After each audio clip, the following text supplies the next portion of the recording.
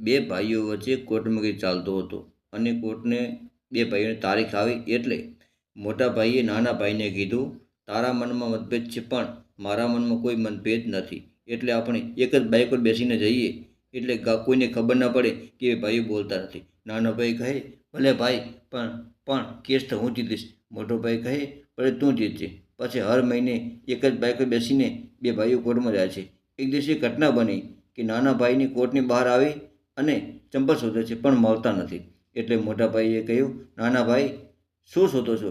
ભાઈ શું શોધો છો? ત્યારે નાના ભાઈએ કીધું, ભાઈ મારા ચપ્પલ નથી મળતા.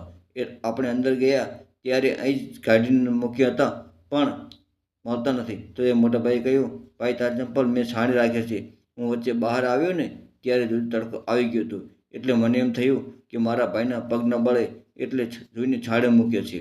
નાના ભાઈ કેસના કાગળે બધા ફાડી નાખ્યા અને મોટા ભાઈને પેટીને રડી પડ્યો, ભાઈ મને માફ કરજે. બીજાને કહેવાથી હું કોર્ટમાં કેસ લડતો હતો પણ આજે મને ખબર પડી કે ભાઈ તો ભાઈ છે. મારા પગ નથી પડવા દેતો તો કોઈ દિવસ મારા વિશે ખરાબ ના વિચારે, ના ખરાબ બોલી શકે. દુનિયા ભલે ગમે તે બોલે પણ ભાઈ તો ભાઈ હશે. જય સાણંદમાં.